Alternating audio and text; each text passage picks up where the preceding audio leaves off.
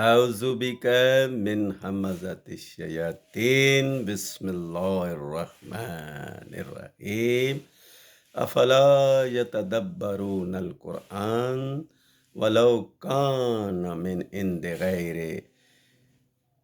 غير الله لوجدوا فيه اختلافا كثيرا۔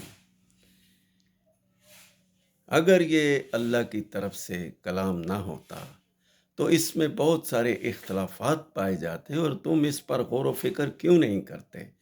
قرآن پر غور و فکر کر کے اس پر تدبر کر کے چلنا ہم سب پر فرض ہے، اور اس میں کوئی اختلاف نہیں پایا جاتا کیونکہ یہ لا ریب کتاب ہے۔ یہ آیت مبارکہ جو میں نے آپ کے سامنے پیش کی ہے سورۃ النساء آیت نمبر 82 یعنی 4/82، اس کو میں نے آپ کے سامنے ترجمے کے ساتھ پیش کیا۔ اب آپ کے سامنے اس کا خلاصہ پیش یہ کیا جاتا ہے کہ ارشد قرآنی کا یوٹیوب چینل، اس کو سبسکرائب کریں، کیونکہ اس چینل کے مقاصد بھی فی سبیل اللہ بنیادوں پر لوگوں کو قرآن پہنچانا ہے اور قرآن پر تدبر کرنا ہے۔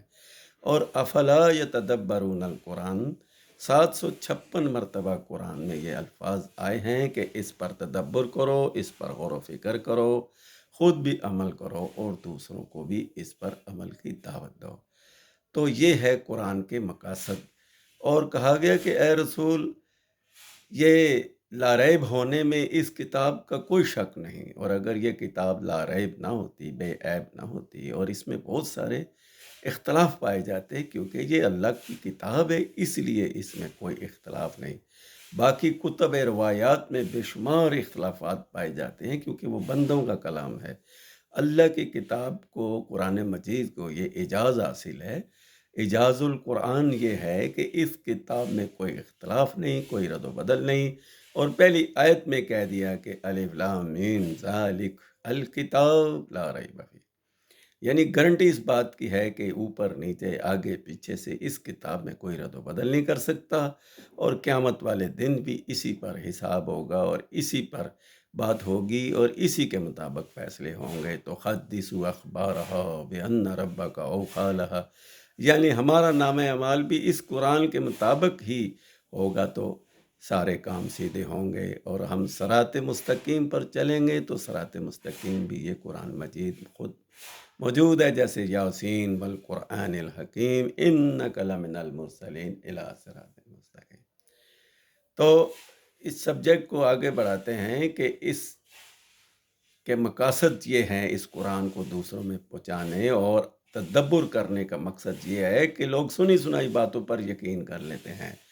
تو حکم دیا گیا ہے کہ سنی سنائی باتوں پر یقین نہ کرو بلکہ تحقیق کر لیا کرو، اور اگر اللہ کا کرم اور فضل تم پر نہ ہوتا تو پھر چند لوگوں کے سوا سبھی ہی شیطان کے پیروکار بن جاتے۔ شیطان کا تو کام ہی تمہیں گمراہ کرنا، اور شیطان کا کام ہی تمہیں اغوا کرنا، یعنی صراط مستقیم سے پھٹکا دینا ہے اور راستہ گم کر دینا ہے۔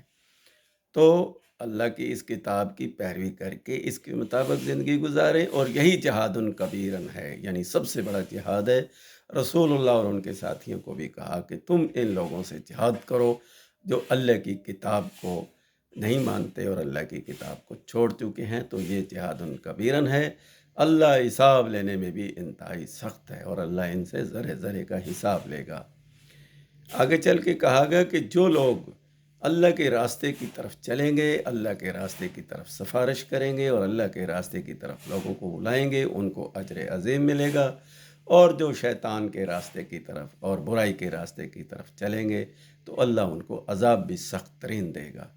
تو یہ عذاب اور سزا اور جزا سب اللہ کے ہاتھ میں ہے، میرے اور آپ کے ہاتھ میں صرف یہی ہے، افلا یتدبرون القرآن ام علی قلوبہم اقفالها۔ یہ آیت بار بار اس لیے دہرائی گئی کہ اپنے دماغ پر بول ڈالیں، غور و فکر کریں اور اپنے دماغ کا تالا کھولیں، کیونکہ آلریڈی ہمارے دماغ میں فی لوح محفوظ میں یہ قرآن موجود ہے، اور قرآن پر تدبر کرنا اور دوسروں تک پہنچانا اور خود اس کو اپنے قول و فعل میں شامل کرنا ہم سب پر فرض ہے، اور جو لوگ اس قرآن کی پیروی کرتے ہیں وہی مسلم کہلاتے ہیں۔ تو اپنا خیال رکھیے گا، اللہ ہم سب کا حامی و ناصر ہو۔ قرآن قرآن اور صرف قرآن، یہی ہے ہمارا کام کہ یہ پہنچائیں پیغام، تو آپ اس چینل کو سبسکرائب کریں اور دوسروں تک پہنچائیں۔ اللہ حافظ۔